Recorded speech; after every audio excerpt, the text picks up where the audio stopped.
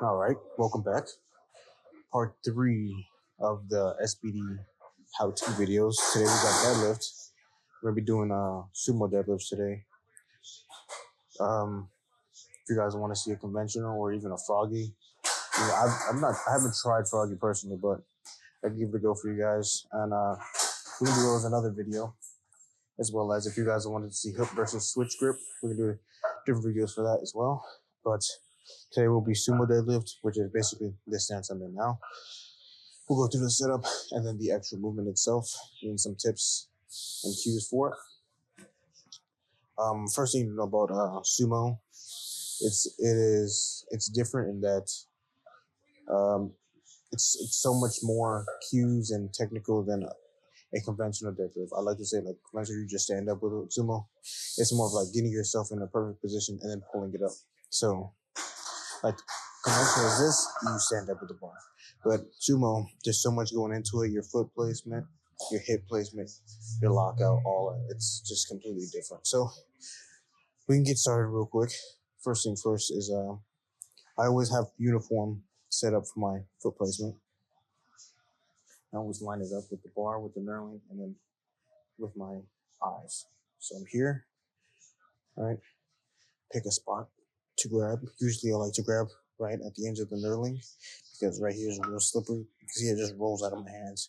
And I pull hook, so we don't want any disadvantages to that. So I come here, basically line my outside two fingers with the knurling, right? Get my thumb in there, internally rotate, grab my thumb, and my goal is to bring my hip towards the bar, pull that slack out, and look up as quick as possible. And you can see when I'm sitting into it, the bar already comes up. So the most important thing you can probably do with a sumo deadlift is pull that slack. Because what you're doing is you're pre-tensioning your entire body, you're loading your legs at the same time, and you want to get as upright as possible once you get there. So I'm here, right, grabbing the bar, pull the slack, you can hear it click. That's basically the gist of it. Obviously, it's a lot easier said than done. There's a lot of like drills you can do for and there's a lot of like techniques you can do, like the pause squat. I mean, the pause deadlift. That's 1 inch off the ground. The tempo deadlift, where you basically time it up like 3 seconds up to the knees, and then you lock out normal. But that's the gist of it. There are a few things you want to know when you are deadlifting. In general, sumo, conventional, froggy. That's you want your shoulders above the bar, and I'll give you a side angle of that.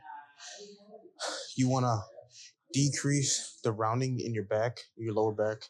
Kind of want it towards the upper back. Just let your arms hang. You want them straight. A lot of people get injured because they pre-tension their biceps. And I literally just saw the other day on TikTok, some older man was deadlifting, and he had his arm like this, basically bent. And right away, I knew something was going to happen, and he ended up partially tearing his bicep. So you want to keep your arms long.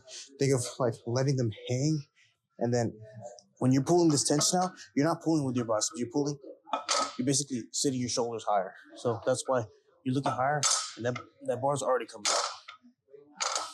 So that's all the back right there.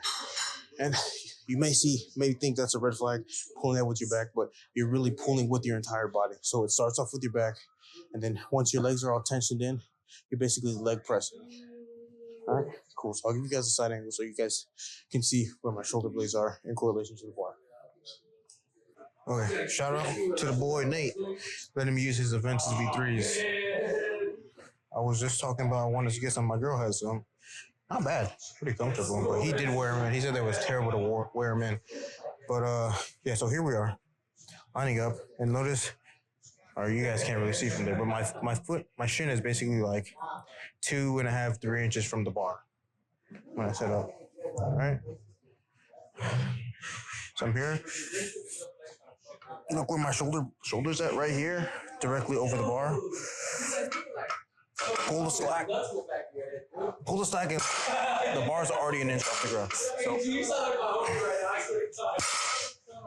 So that's just me getting upright and pulling the slack just already breaks the bar off the floor. It's usually quicker off the ground with sumo. And then once you get to that top upper, like around here, that's where a lot of people mess up, because if you don't have a good starting position, if you're not already starting upright, you're basically going to try to have to do it later and curl it around your knees. And a lot of people fail at lockup because they're trying to curl at their knees, or then your legs are basically locked out already. This is all back at that point. So setup is the most important part. I remember I had a very hard time when I first started with my coach. I thought I was cooling, and he basically pointed out everything wrong I was doing with my deadlift. So easily the most I've had to work on was my deadlift since starting powerlifting.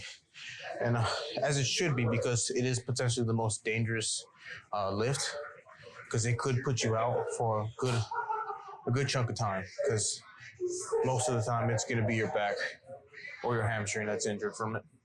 And if your back's out, you're basically cooked in all the other lifts. I remember I cooked myself, my first block with my coach, cooked my back, and I couldn't squat for 3 months, couldn't deadlift for 3 months. My bench was not progressing because I couldn't get enough brace in, couldn't get enough leg drive in. So work on your setup first, work on your pulling slack, and work on your wedging if you're going to sumo deadlift. Those are the three biggest things I can tell you about the deadlift. So with that being said, that concludes the big three. Let me know in the comments if you want to see conventional deadlift, if you want to see switch grip instead of hook grip, or you want to see a in-depth video on hook grip, because I know I didn't talk about it too much here, but I can do that for you guys. And let me know anything else you want to see, like if you wanted to see how programs are structured, how accessories go versus how the primary lifts go. So let me know in the comments. I could definitely get that out for you guys very quickly, considering I'm here 5 days a week. So.